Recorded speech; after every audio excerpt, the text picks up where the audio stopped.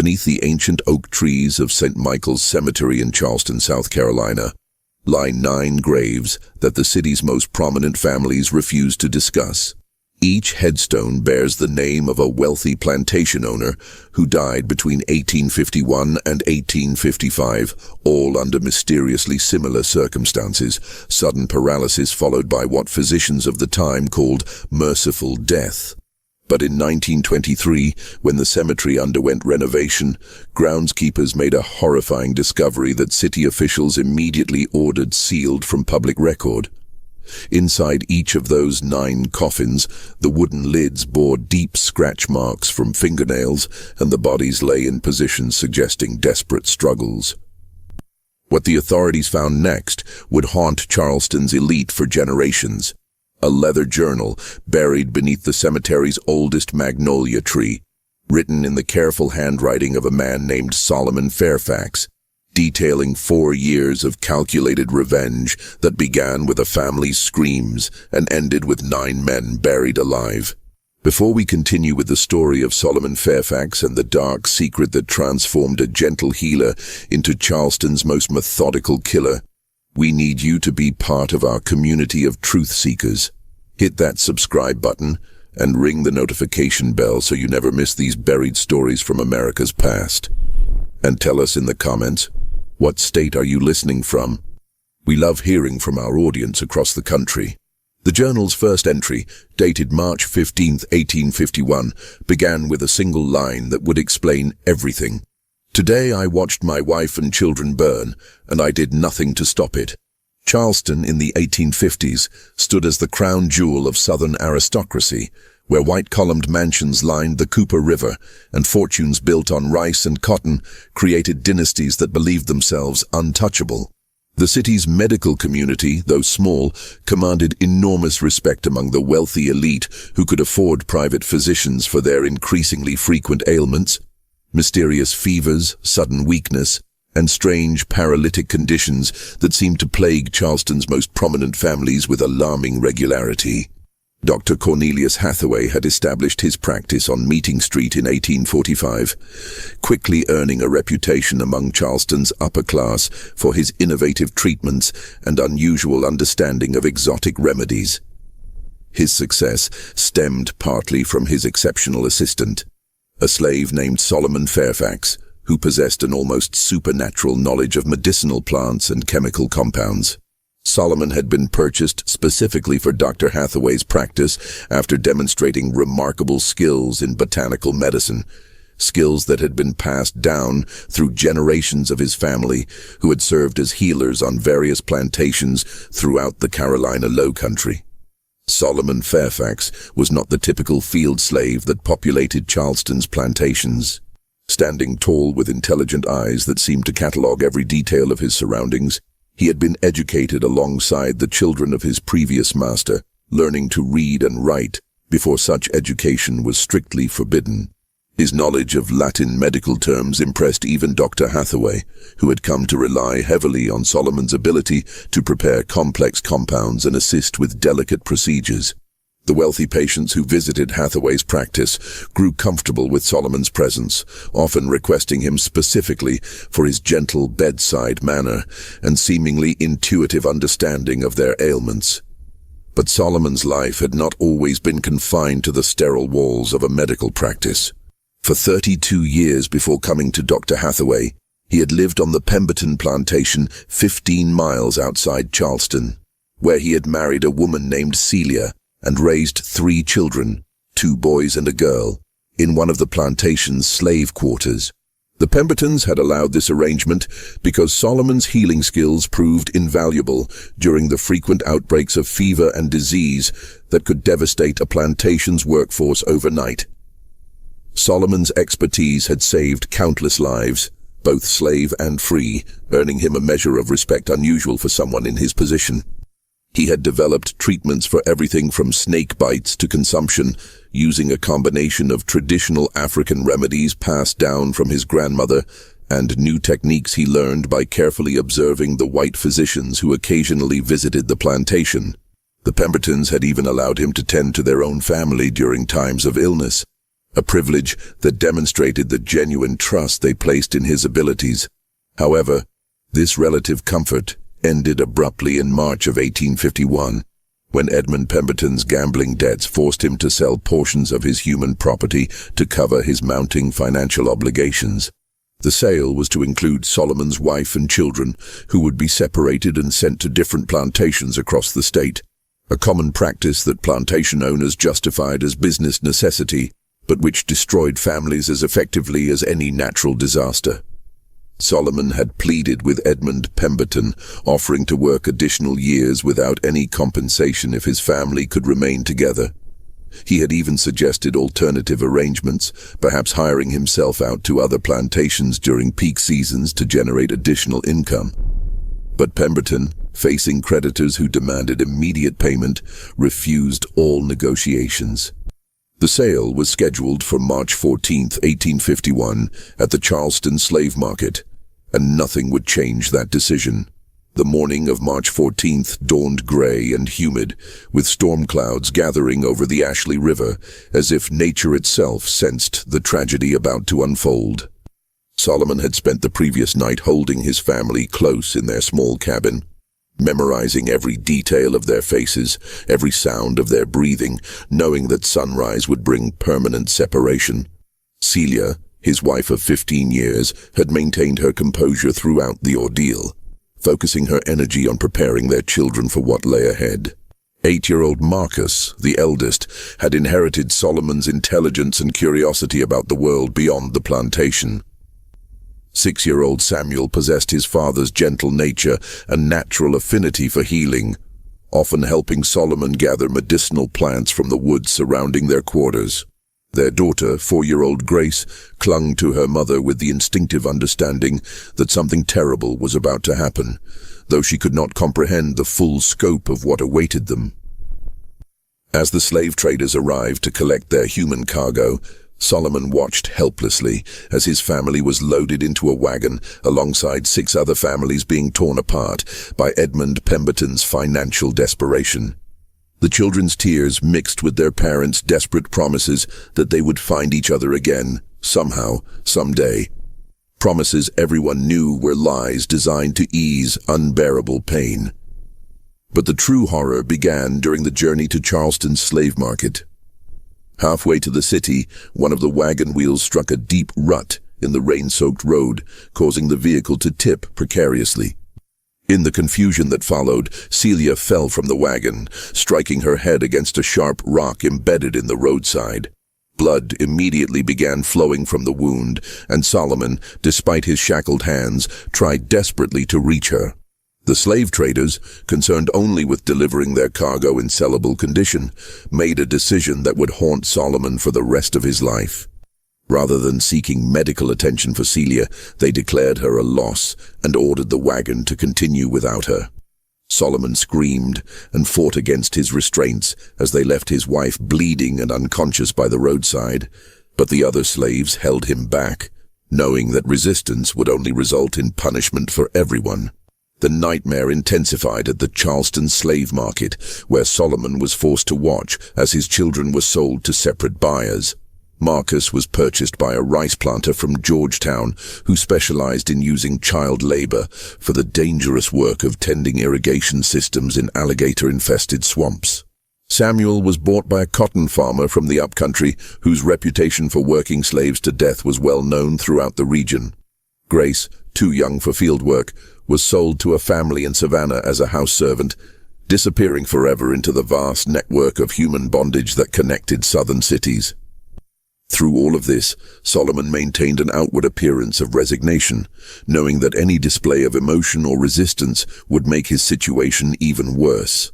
Inside, however, something fundamental had broken.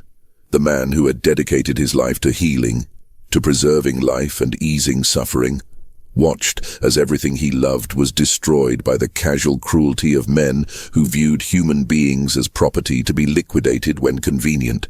Dr. Hathaway, unaware of the full scope of Solomon's tragedy, purchased him primarily for his medical skills, paying a premium price that reflected Solomon's reputation as an exceptional healer. The doctor had heard about Solomon's abilities from other physicians who had witnessed his work at the Pemberton plantation, and he desperately needed someone with advanced knowledge of medicinal compounds to help with his growing practice. As Solomon was led away from the slave market to begin his new life as Dr. Hathaway's assistant, he cast one final look back at the place where his family had been scattered to the winds.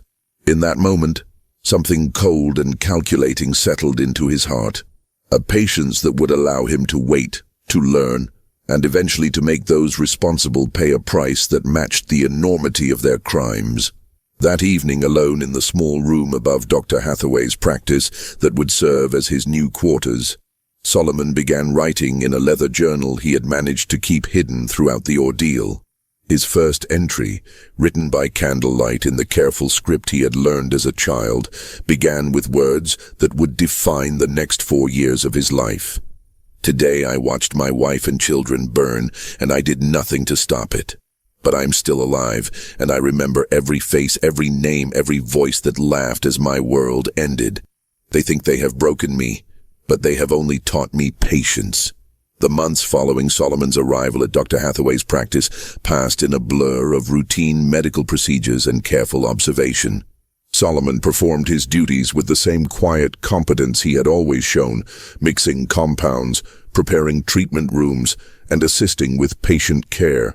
But beneath this facade of acceptance, he was conducting an entirely different kind of study, learning the intimate details of Charleston's medical community and the wealthy families who comprised Dr. Hathaway's clientele. Dr. Hathaway, a widower in his 50s with no children of his own, had come to rely heavily on Solomon's expertise. The doctor suffered from arthritis that made precise work increasingly difficult, and Solomon's steady hands and encyclopedic knowledge of medicinal preparations had become indispensable to the practice. More importantly, for Solomon's developing plans, Dr. Hathaway had begun allowing him to handle certain patient interactions independently, particularly when dealing with chronic conditions that required regular monitoring and treatment. Charleston's wealthy elite, accustomed to the finest medical care available, initially viewed Solomon with the typical mixture of casual indifference and condescending approval that characterized their interactions with skilled slaves. However, his obvious competence and respectful demeanor gradually earned him a level of trust that would prove crucial to his plans. Patients began requesting him specifically, praising his gentle touch and apparent intuitive understanding of their conditions. During this period, Solomon methodically researched the backgrounds of every wealthy family that visited the practice. He learned about their business dealings, their social connections, and most importantly, their involvement in the slave trade that had destroyed his family. Through careful listening and discreet inquiries among other slaves who worked in Charleston's grand houses, he compiled detailed information about the men who had participated in or profited from the auction that scattered his children across the South. His investigation revealed that Edmund Pemberton had been merely one link in a much larger chain of exploitation. The Charleston slave market operated with the support and participation of the city's most respected citizens, men who served on church boards and charitable committees, while simultaneously treating human beings as livestock to be bought and sold for profit. These were the men who attended elegant dinner parties to discuss literature and philosophy, while their wealth was built on the suffering of families like Solomon's. Among Dr. Hathaway's regular patients, Solomon identified 9 men who had direct connections to his family's destruction. Some had been present at the auction, bidding on human cargo with the same detached interest they might show when purchasing horses or cattle. Others had provided financial backing for the slave trading operation, lending money to dealers who specialized in breaking up families to maximize profits. A few had purchased slaves from the same auction that had sold his children, contributing to the system that treated human beings as disposable commodities. As 1851 progressed into 1852, Solomon began experiencing what he privately called his education in advanced chemistry. Dr. Hathaway's medical library contained numerous texts on pharmaceutical compounds, including detailed descriptions of various substances that could produce paralysis, unconsciousness, or the appearance of death, while leaving the victim's mind fully aware. These books, written for legitimate medical purposes, became Solomon's textbooks in a curriculum of revenge. The most significant discovery came in a treatise on South American plant toxins, which described a compound derived from a vine that grew in the Amazon basin, but had been successfully cultivated in the greenhouse of a Charleston botanist who supplied exotic specimens to wealthy collectors. This particular toxin, when properly prepared, could induce a state of complete muscular paralysis while leaving the victim's consciousness and pain sensation entirely intact. The affected person would appear dead to casual observation, but would remain fully aware of their surroundings for several hours before the toxin's effects proved fatal. Solomon spent months learning to identify and cultivate the plant, eventually locating specimens in the greenhouse of Dr. Hathaway's friend, Professor Nathaniel Crenshaw, who taught natural sciences at the College of Charleston. Professor Crenshaw, unaware of Solomon's true interest in botany, was delighted to find someone who shared his passion for exotic plant species and began allowing Solomon to help maintain his greenhouse collection. Through careful experimentation with laboratory mice, Solomon determined the precise dosage needed to achieve the desired effects. Too little would merely cause temporary weakness. Too much would result in immediate death. But the correct amount would create a state indistinguishable from death to anyone lacking extensive medical knowledge, while preserving the victim's consciousness long enough to experience the terror of being buried alive. The psychological preparation for what he planned required perhaps even more discipline than mastering the chemistry involved. Solomon had to maintain his gentle, helpful demeanor while internally preparing himself to watch men suffer in ways that violated everything his healing nature represented. He justified this transformation by regularly reviewing the names of his children in his journal, reminding himself of their fate and the callous indifference of the men who had profited from their sale. As winter approached in 1852, Solomon had identified his first target, Colonel Reginald Fitzpatrick, a wealthy rice planter who had not only attended the auction where Solomon's family was sold, but had loudly joked about the breeding potential of the children being offered for sale. Fitzpatrick suffered from chronic gout and visited Dr. Hathaway's practice monthly for treatments that provided temporary relief from his painful condition. The Colonel's regular appointments, his trust in Solomon's medical abilities, and his habit of arriving alone for his treatments made him an ideal first victim for Solomon's carefully planned campaign of revenge. But Solomon forced himself to wait, knowing that patience and perfect execution would be essential to avoiding suspicion and ensuring that all 9 men received the justice they deserved. In his journal, Solomon wrote detailed profiles of each intended victim, noting their medical conditions, their treatment schedules, and their involvement in the slave trade.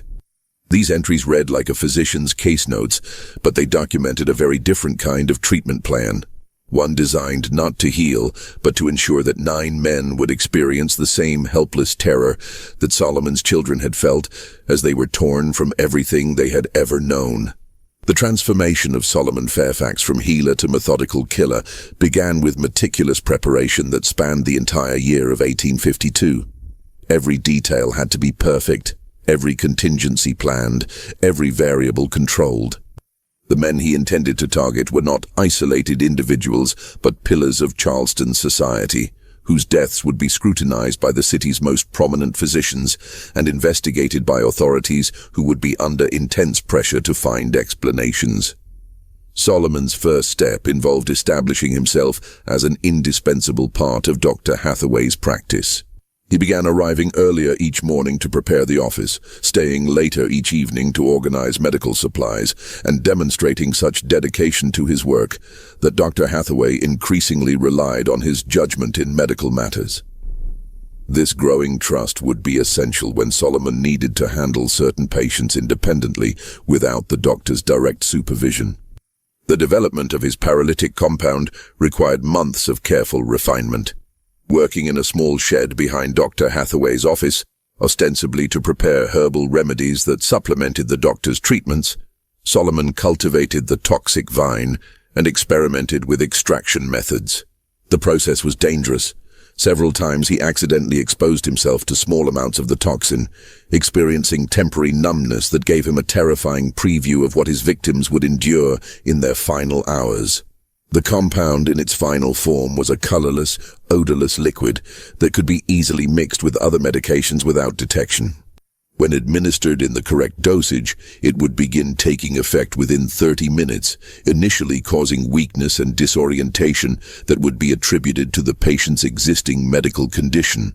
Within an hour, complete paralysis would set in, but the victim would remain conscious and able to hear, see, and feel everything happening around them.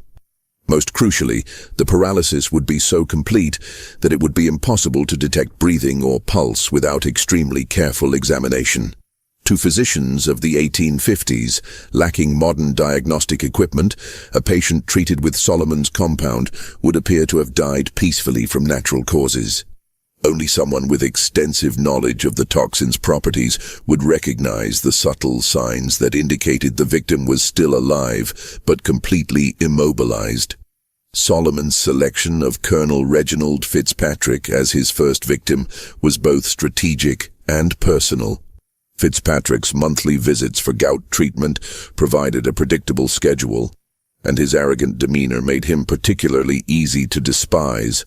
More importantly, Fitzpatrick lived alone except for house slaves who were terrified of him, making it unlikely that anyone would insist on an extended wake or detailed examination of his body after death.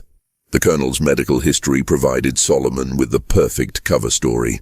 Fitzpatrick suffered not only from gout, but also from a weak heart, a condition that Dr. Hathaway had been monitoring for several years. If Fitzpatrick died suddenly, heart failure would be the obvious diagnosis, requiring no further investigation or autopsy. On December 15, 1852, Colonel Fitzpatrick arrived for his regular appointment, complaining that his gout pain had worsened significantly over the past week. Dr. Hathaway was attending to another patient, so he instructed Solomon to prepare Fitzpatrick's usual treatment and begin the consultation. This routine delegation of responsibility provided exactly the opportunity Solomon had been waiting for. As Solomon prepared the Colonel's medication, he added precisely measured drops of his paralytic compound to the solution. Years of medical practice had taught him to maintain steady hands and a calm expression, even in stressful situations. Skills that served him well as he crossed the line from healer to killer. Fitzpatrick, accustomed to receiving treatments from Solomon, consumed the medication without question or hesitation. The conversation that followed would be burned into Solomon's memory forever. As the toxin began taking effect and Fitzpatrick started feeling weak, Solomon sat beside the Colonel's chair and spoke in the same gentle tone he had always used with patience.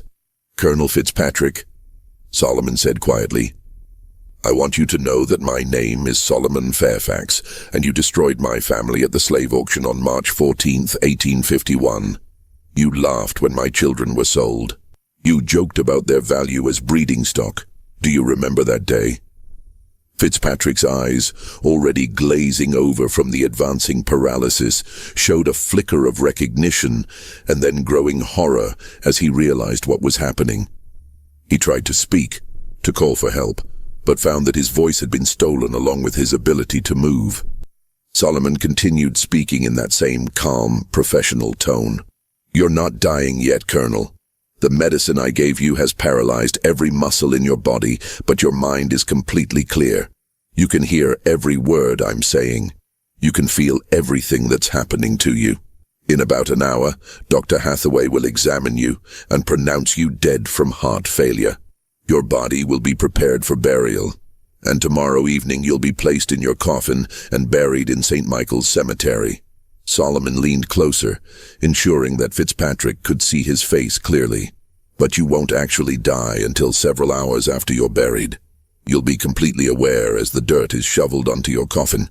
You'll hear every sound, feel every sensation, and have plenty of time to think about what you did to my children. That's when you'll understand what terror really feels like. The paralysis was now complete. Fitzpatrick appeared to be a corpse, but Solomon could see the desperate awareness in his eyes, the frantic effort to somehow communicate or escape his immobilized body. Solomon checked the colonel's pulse and breathing with professional thoroughness, confirming that both were so faint as to be undetectable without specialized instruments. When Dr. Hathaway entered the treatment room 5 minutes later, he found Solomon standing respectfully beside what appeared to be Colonel Fitzpatrick's body, his expression showing appropriate concern and sadness. "I'm afraid the colonel has passed, Doctor," Solomon reported quietly. "His heart gave out while I was preparing his next treatment. He seemed to go very peacefully." Dr. Hathaway's examination confirmed Solomon's diagnosis. The colonel showed no signs of life, and given his known heart condition, the cause of death seemed obvious. Within an hour, the body was removed to Fitzpatrick's mansion, where arrangements were made for a funeral, befitting one of Charleston's most prominent citizens. Solomon attended the funeral, standing respectfully in the section designated for slaves, while Colonel Fitzpatrick's coffin was lowered into the ground. As the first shovelfuls of dirt struck the wooden lid, Solomon wondered if Fitzpatrick was still conscious, still aware of what was happening to him. The thought brought him no satisfaction, only a cold sense of justice finally being served. That evening, Solomon made the second entry in his journal. "Colonel Fitzpatrick has paid for his crimes. 8 more remain. Justice is patient, but it is also certain." The months following Colonel Fitzpatrick's burial passed with agonizing slowness as Solomon waited to see if his method had aroused any suspicion. Charleston's social circles buzzed with the expected condolences and remembrances of the colonel's contributions to the community, but no questions were raised about the circumstances of his death. Dr. Hathaway mentioned the case to other physicians as an example of how quickly heart failure could claim even seemingly healthy individuals, and Solomon's reputation as a skilled and caring medical assistant remained untarnished. This successful execution of his first revenge gave Solomon confidence to proceed with the second phase of his plan. But it also forced him to confront the psychological toll of what he was doing. Despite years of careful preparation and absolute certainty about the justice of his cause, actually watching a man die in terror had affected him more deeply than expected. He found himself unable to sleep for weeks afterward, not from guilt, but from the vivid imagination of what Fitzpatrick had experienced in those final hours buried alive. The selection of his second victim required careful consideration of timing and method. Solomon needed to avoid establishing any pattern that might eventually attract attention, which meant varying both the intervals between deaths and the apparent causes. His research had identified Judge Marcus Calverton as an ideal second target, a man who had not only witnessed the sale of Solomon's family, but had provided legal justification for the separation of slave families, arguing in court that such practices were essential for maintaining order and maximizing economic efficiency. Judge Calverton suffered from severe migraines that had grown progressively worse over the past 2 years, forcing him to seek treatment from Dr. Hathaway on an increasingly frequent basis. The judge's condition provided Solomon with both opportunity and cover. Migraine sufferers were known to occasionally suffer fatal strokes, and Calverton's advanced age made such an outcome medically plausible.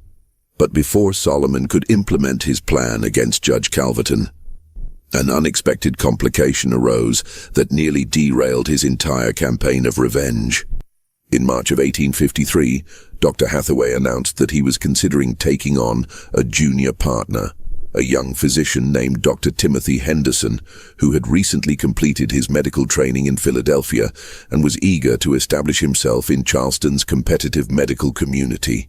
Dr. Henderson's addition to the practice would mean increased scrutiny of Solomon's activities, more witnesses to his interactions with patients, and greater difficulty in administering his paralytic compound without detection. Even more concerning, Dr. Henderson had trained under physicians who were familiar with the latest advances in forensic medicine, including techniques for detecting unusual substances in deceased patients.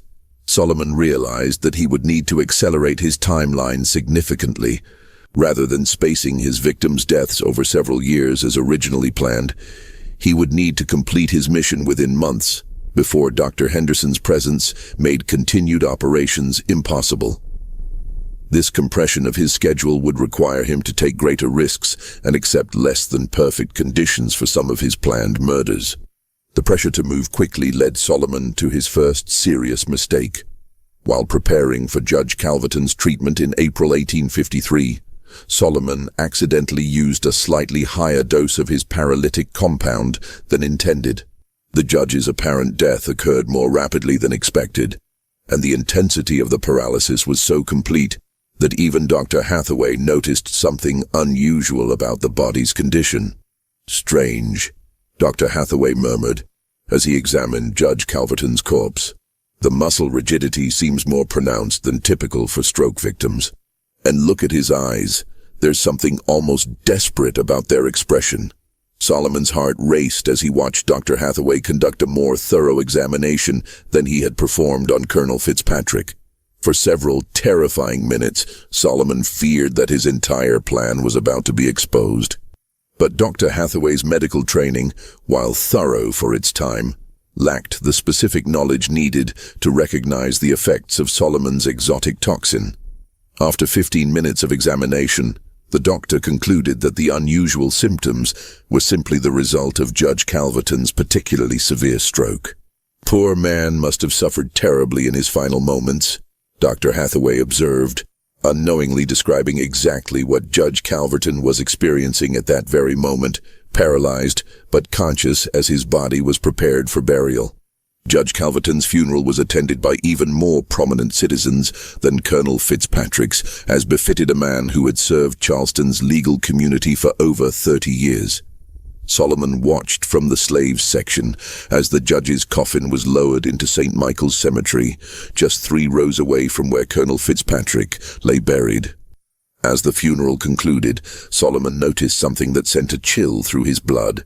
A young man standing near the back of the crowd, taking careful notes in a small leather book.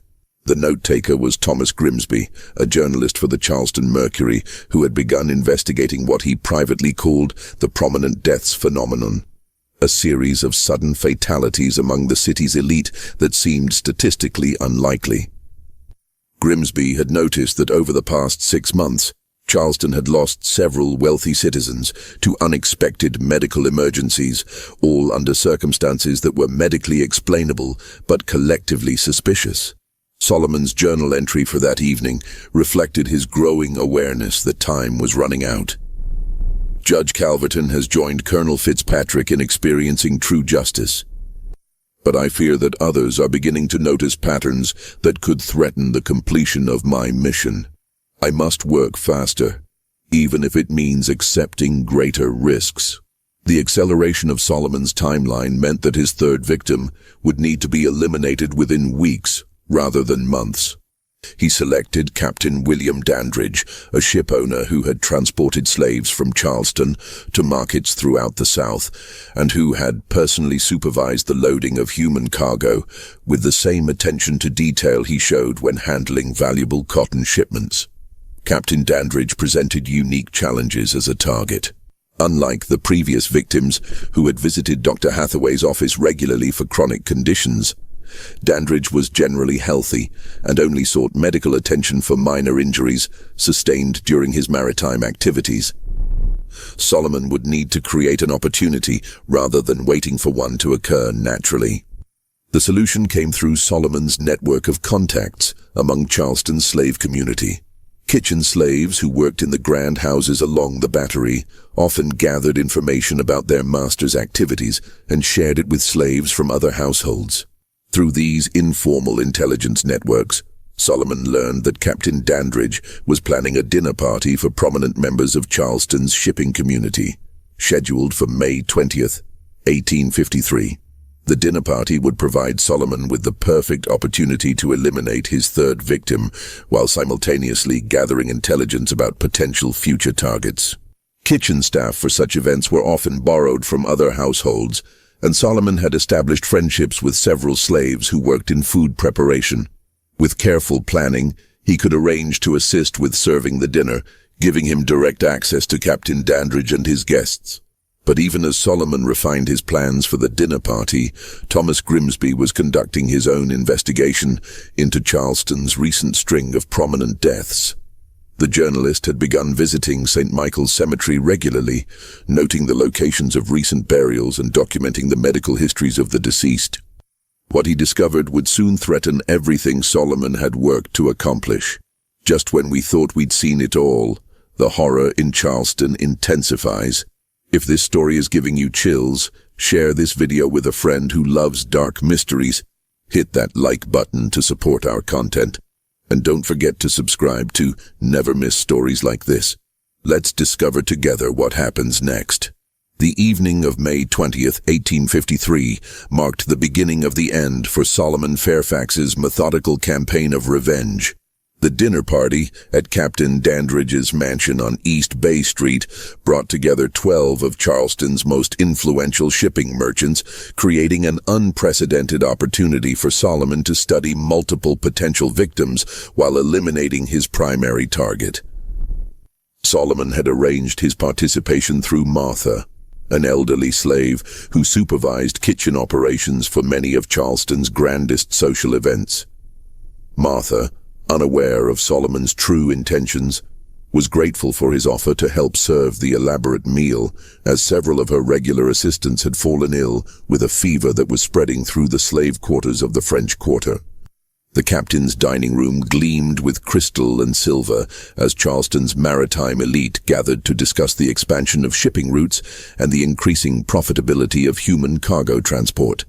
Solomon moved through the room with practiced invisibility, refilling wine glasses and clearing plates while listening to conversations that revealed the casual brutality underlying Charleston's economic prosperity. Captain Dandridge, a robust man in his early 50s with graying hair and weathered hands that spoke of decades spent at sea, held court at the head of the table, regaling his guests with stories of profitable voyages and strategies for maximizing the value of slave shipments. His detailed knowledge of techniques for preventing slave rebellions during transport and methods for keeping human cargo alive during long voyages made him particularly contemptible in Solomon's eyes. As the evening progressed, Solomon identified several other men whose involvement in the slave trade marked them as future targets. The conversations he overheard revealed a network of complicity that extended far beyond the individual traders who had participated in his family's sale. These men discussed human beings with the same detached interest they showed for cotton prices or shipping schedules, viewing the destruction of families as an acceptable cost of conducting business. Solomon's opportunity came during the serving of the final course, an elaborate dessert that required individual preparation for each guest. Working in Captain Dandridge's kitchen, Solomon carefully added his paralytic compound to the captain's portion of brandy-soaked cake, using a method he had perfected through months of experimentation. The toxin was absorbed into the alcohol-soaked dessert, masking any potential taste while ensuring rapid absorption into the victim's system. Captain Dandridge consumed his dessert with obvious enjoyment, complimenting Martha on her exceptional preparation and requesting the recipe for his own cook. Within 30 minutes, he began experiencing the initial effects of Solomon's compound, a slight dizziness that he attributed to the evening's wine consumption and the warmth of the crowded dining room. As the paralysis progressed, Captain Dandridge excused himself from the table, claiming that he needed fresh air to clear his head. Solomon, observing from the kitchen doorway, watched as the captain made his way to his private study, where he collapsed into his favorite leather chair just as the toxin reached full effect. The discovery of Captain Dandridge's death 20 minutes later created exactly the kind of scene Solomon had hoped to avoid. Instead of dying quietly in the privacy of Dr. Hathaway's office, the captain had expired in front of 12 witnesses who immediately began demanding answers. Dr. Samuel Pettigrew, one of the dinner guests, examined the body while the others looked on with growing alarm. "This is most peculiar," Dr. Pettigrew announced after his initial examination. Captain Dandridge appears to have suffered some form of seizure, but there are no obvious symptoms of apoplexy or heart failure. The muscle rigidity is quite pronounced, almost as if he had been poisoned. The word poisoned sent a shock through the assembled guests and created exactly the kind of attention Solomon had been working to avoid. Within an hour, 2 additional physicians had been summoned to examine Captain Dandridge's body, and by morning, news of the suspicious death had spread throughout Charleston's social circles. Thomas Grimsby, the journalist who had been tracking the series of prominent deaths, arrived at Captain Dandridge's mansion before dawn, interviewing servants and guests while the details of the evening were still fresh in their memories. His investigation revealed that Solomon had been present at the dinner party, marking the first time that any individual could be connected to multiple recent deaths of Charleston's elite. The net was closing around Solomon, but his mission remained incomplete. 6 of his intended victims were still alive, and the increasing scrutiny made it unlikely that he would have opportunities to eliminate them using his established methods. Desperation and the knowledge that his time was running out led Solomon to make the most dangerous decision of his campaign. He would attempt to kill multiple targets simultaneously, using a method that would ensure maximum terror, even if it meant exposing himself to almost certain capture. Solomon's research had identified a private meeting scheduled for June 15, 1853, when 6 of Charleston's most prominent slave traders would gather at the offices of Henderson and Associates to finalize contracts for a major expansion of their operations. The meeting would take place in the evening, after normal business hours, providing Solomon with an opportunity to trap all 6 men in a confined space. The plan he developed was both ingenious and terrifying in its simplicity.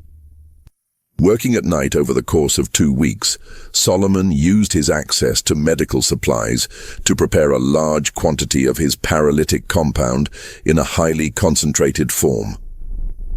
Instead of administering the toxin individually to each victim, he would introduce it into the building's air supply using the gas lighting system that illuminated the office.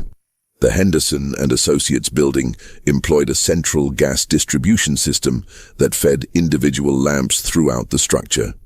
By injecting his concentrated toxin into the main gas line, Solomon could ensure that everyone in the building would be exposed to lethal doses of the compound within minutes of the lamps being lit for the evening meeting.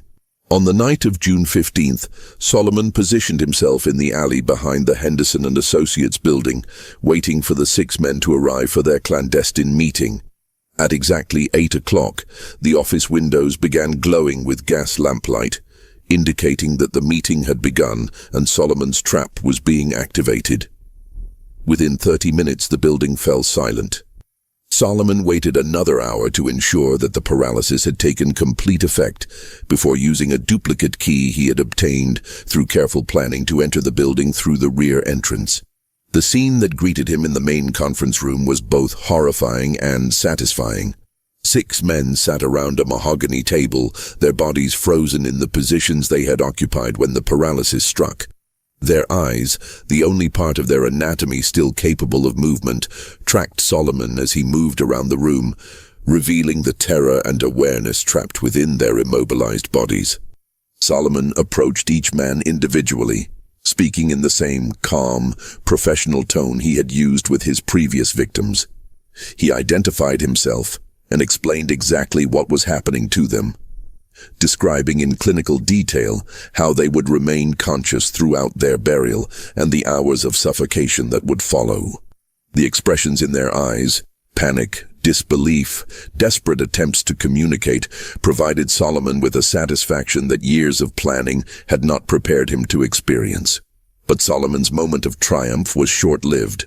As he prepared to leave the building and allow the victims to be discovered the following morning, he heard footsteps in the corridor outside the conference room. Someone else was in the building, someone who was not supposed to be there according to Solomon's careful surveillance of the meeting. The door opened to reveal Thomas Grimsby, the journalist who had been investigating Charleston's recent string of suspicious deaths. Grimsby had been following leads that pointed to tonight's meeting as a crucial piece of his investigation. and he had arrived just in time to witness Solomon standing over 6, apparently dead bodies. "So it's true," Grimsby said quietly, his voice showing a mixture of horror and vindication. "Someone has been systematically murdering Charleston's elite, and you're the one responsible." Solomon realized that his careful plans had finally unraveled completely. There was no way to explain his presence in the room or the convenient death of 6 men who had been his targets. The journalist's investigation had led him to the same conclusion that would soon be reached by Charleston's authorities. Someone with access to medical knowledge and detailed information about the victims' schedules had been conducting a methodical campaign of murder. "They destroyed my family," Solomon said simply, making no attempt to deny his responsibility. "They sold my children like cattle and left my wife to die by the roadside. This is justice, not murder." Grimsby's response revealed the complexity of Charleston's racial dynamics, even in the face of obvious crime. As a journalist, he was committed to exposing the truth about the murders. As a Southerner, he understood the brutal realities of the slave system that had motivated Solomon's revenge. The conflict between these perspectives created a moment of hesitation that would determine both men's fates.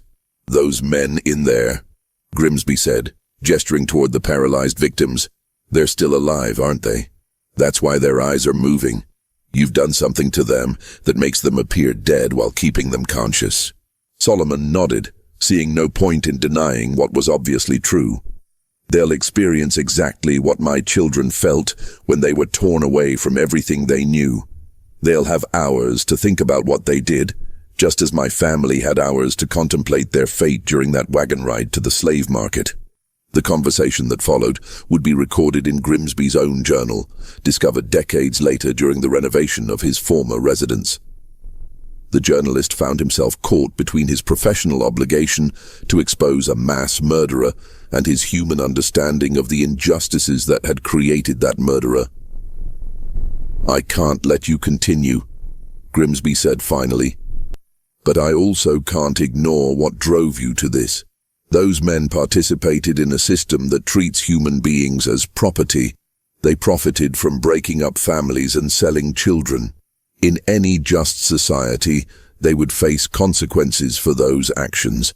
Solomon's response revealed the philosophical framework that had sustained him through 4 years of planning and execution.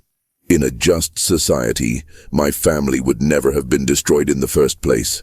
Since justice was denied to us through legal means, I created my own justice through the knowledge that their system taught me." The standoff between Solomon and Grimsby was interrupted by the sound of approaching voices outside the building. Other people were coming to investigate the meeting, either because they had been expected to attend or because someone had noticed unusual activity in the building. Both men realized that within minutes the scene would be discovered and Solomon's fate would be sealed. "There's a back stairs," Grimsby said quietly. "You could still escape. I could delay reporting this for a few hours, give you time to reach the countryside." But Solomon had already accepted that his mission would end with his capture or death. 9 men had been responsible for his family's destruction, and he had managed to eliminate only 6. The remaining 3 would live to profit from their crimes, and the system that had created those crimes would continue unchanged. "I'm not running," Solomon said with the same calm certainty that had characterized all his actions. "Let them come. Let them discover what I've done. Maybe when this story spreads, other people will understand that even slaves have limits to what they'll endure in silence." The voices outside grew louder, accompanied by the sound of multiple footsteps on the building's front stairs. Grimsby made a decision that would haunt him for the rest of his life. He chose to protect his story rather than protect Solomon. The journalist positioned himself to observe and document what happened next, ensuring that he would be able to provide a complete account of Solomon's capture and the discovery of his victims. When Charleston's city constables burst into the conference room, they found a scene that defied immediate explanation. 6 prominent citizens sat motionless around a conference table, apparently dead, but showing none of the typical signs of natural death. Standing calmly beside the table was a slave who made no attempt to flee or resist arrest, instead offering a complete confession of his actions and a detailed explanation of his methods. Solomon's confession, recorded by the chief constable and preserved in Charleston's criminal archives, provided authorities with information that solved not only the evening's multiple deaths, but also the mysterious fatalities that had puzzled the city's medical community for nearly 2 years. The paralytic compound, the method of administration, the selection of victims based on their involvement in slave trading. Everything was documented with the same methodical precision that had characterized Solomon's campaign of revenge. The trial of Solomon Fairfax became one of the most controversial legal proceedings in Charleston's antebellum history, not because of any doubt about his guilt, but because of the moral questions his case raised about slavery, justice, and the limits of human endurance. The prosecution, led by District Attorney Charles Rutledge, presented the case as a simple matter of murder, a slave who had killed 9 prominent citizens and must be executed to maintain social order. The defense, appointed by the court and led by the reluctant attorney Benjamin Crawford, faced the nearly impossible task of defending a client who had confessed to multiple murders, while arguing that those murders were justified by the systematic destruction of his family. Crawford's strategy focused not on denying Solomon's guilt, but on exposing the brutal realities of the slave system that had created the conditions for such desperate revenge. The trial revealed details about Charleston's slave trade that had previously been hidden from public view. Testimony about the methods used to separate families, the casual cruelty of slave auctions, and the complete legal powerlessness of enslaved people created an uncomfortable mirror for a society that preferred to view slavery as a benevolent institution. Solomon's detailed testimony about watching his family destroyed while being unable to intervene forced Charleston's elite to confront the human consequences of their economic system. Thomas Grimsby's coverage of the trial for the Charleston Mercury created a sensation throughout the South. His articles, which included extensive excerpts from Solomon's journal and detailed descriptions of the paralytic compound, were reprinted in newspapers from Virginia to Louisiana. The story of the slave who had turned his medical knowledge into an instrument of revenge became a source of fascination and terror for slave owners throughout the region. The medical aspects of Solomon's crimes received particular attention from the scientific community. Dr. Hathaway, devastated to learn that his trusted assistant had used the practice as a base for murder, provided detailed testimony about Solomon's pharmaceutical knowledge and access to exotic compounds. The revelation that slaves could possess sophisticated understanding of chemistry and toxicology challenged prevailing assumptions about their intellectual capabilities and sparked debates about the wisdom of educating enslaved people. The 6 men who had been paralyzed in the Henderson and Associates building provided the most dramatic testimony of the trial. All had survived their ordeal, though their experiences varied in horror depending on how long each had remained conscious after their apparent death. Their accounts of lying paralyzed while fully aware, hearing their own death pronounced and funeral arrangements discussed, created a visceral understanding of Solomon's revenge that mere legal arguments could not convey. Colonel Harrison Vance, one of the survivors, described the psychological torture of his experience. "I could hear everything, feel everything, but I could not move so much as an eyelid. When my wife wept over my body, I wanted desperately to comfort her, to let her know I was still alive. But I was trapped inside my own corpse, completely helpless while arrangements were made for my burial." If Solomon Fairfax had intended to show me what terror felt like, he succeeded beyond measure. The revelation that 3 of Solomon's earlier victims, Colonel Fitzpatrick, Judge Calverton, and Captain Dandridge, had been buried while still alive, created a public outcry that extended far beyond Charleston's boundaries.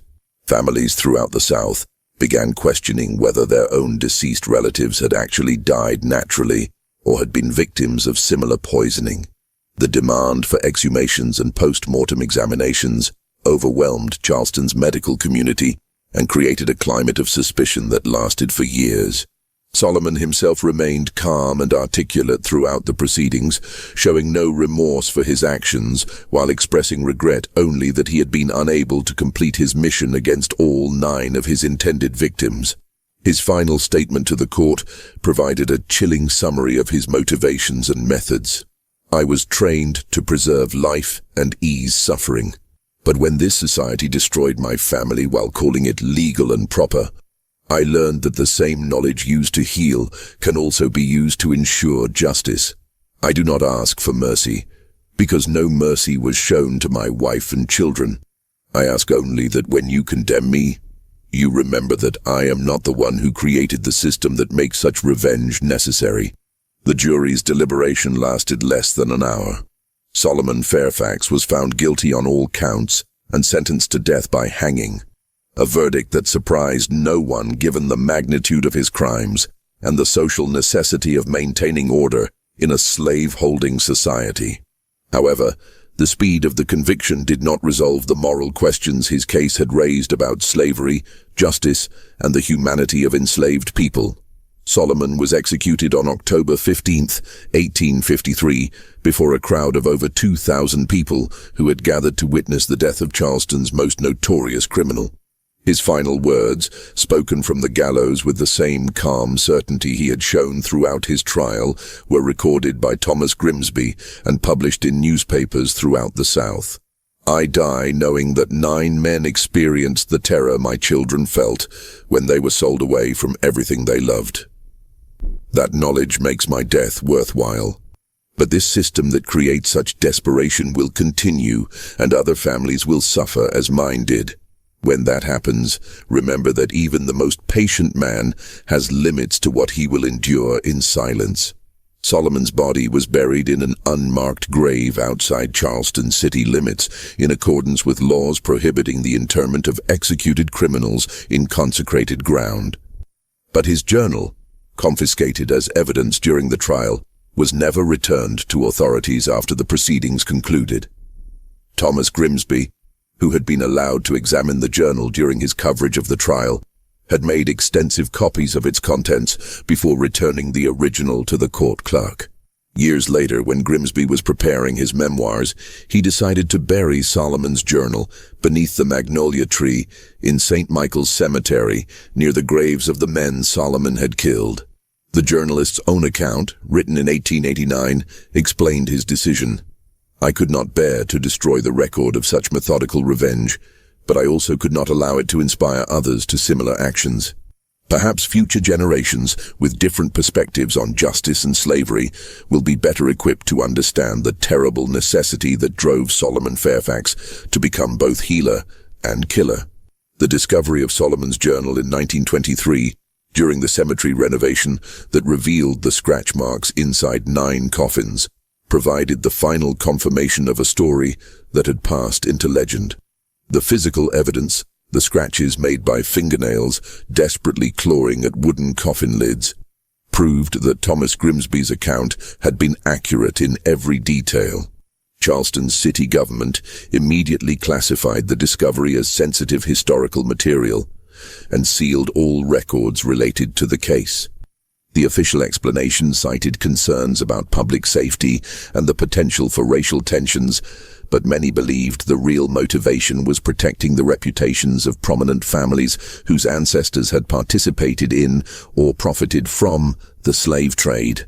The legacy of Solomon Fairfax's revenge extended far beyond Charleston's boundaries.